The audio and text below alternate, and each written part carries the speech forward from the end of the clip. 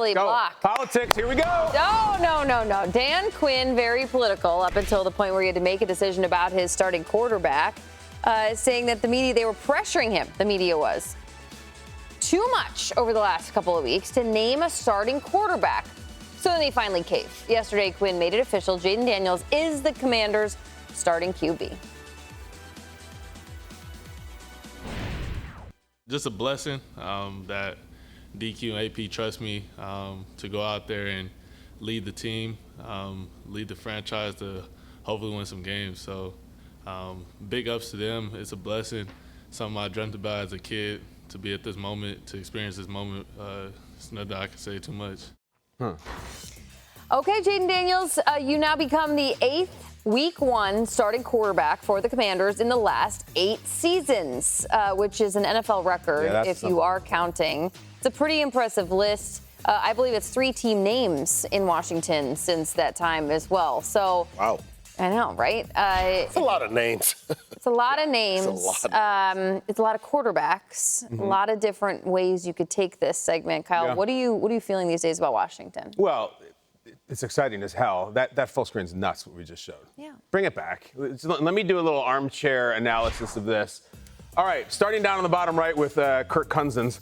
It's so long ago we can't even spell his name right. That's all right. Listen, we're a morning show. It happens. All right, so late round draft pick ended up not getting the financial terms on him. Alex Smith, retread. Case Keenum, retread. The late Dwayne Haskins did not work out on the field. Respect to him.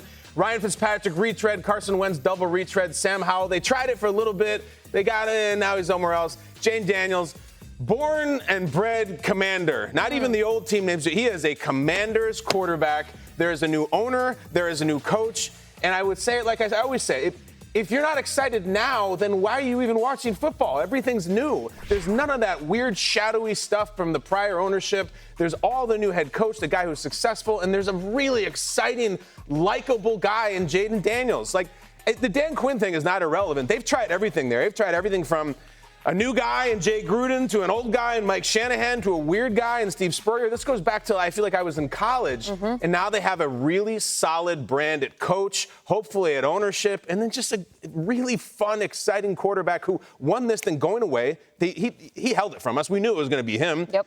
And I think this is cool. I would say it again, like, be very excited about this. Of course, if you're a Commanders fan, you could be nervous, or if you're an Eagles or Giants fan, you could say it's never going to work out. It never does.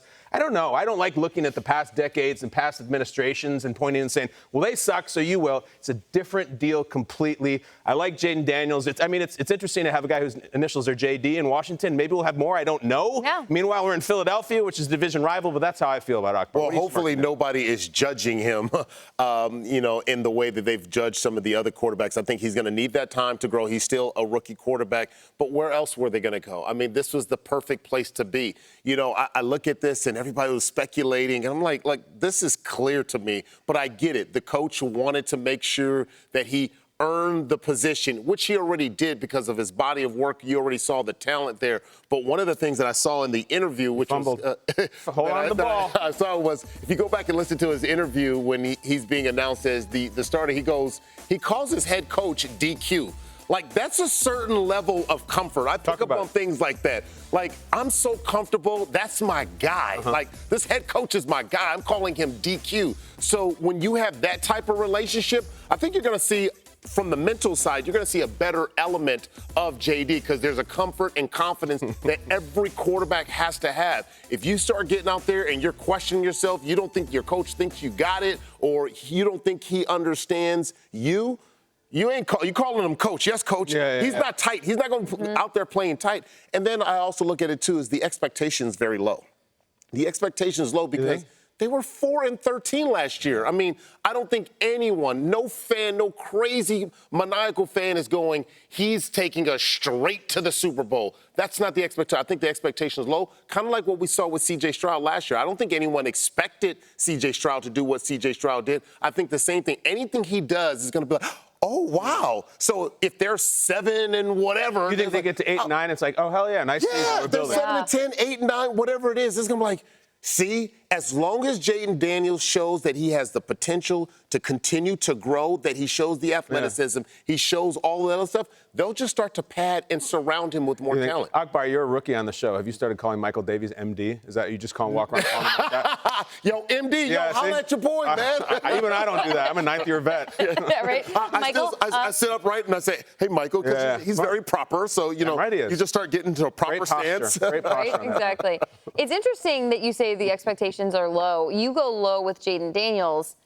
I go low with that logo right there. I mean, it has been a long time that we have had high expectations for the Commanders, which leaves some wiggle room for decisions to be made about who your starting quarterback should be and how much room for growth there really is.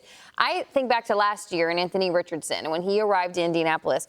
Talk about the exact opposite of what we're dealing with this year's rookie quarterback class. With Anthony Richardson, it was, 13 games he had started in college. He had barely played 2 seasons at Florida, and now he's thrust into the spotlight. Here, sir, here's an entire team and an offense, and you have a lot of wiggle room to grow. The expectation for Anthony Richardson, despite his crazy athleticism, was kind of low. For this team, it's low. For Jayden Daniels, I'm like, no, this is an experienced quarterback. In fact, all I want from him is to stay loose. That's my expectation. He's fallen down on the sideline. He's making jokes, apologizing for some of his stuff on the field to Dan Quinn about, I didn't mean to throw that pass and then put myself in jeopardy, coach. I think it's great, but mostly, I think the experience demands a higher expectation for this quarterback, but the brand in general, I think we're pleasantly surprised with where we sit right now with the Commanders. Yeah, and listen, the expectation thing is dicey. Like, everything you're saying about it, Akbar, makes sense. And good rookie year, took care of the ball. I feel like the expectation game has changed so much. It's just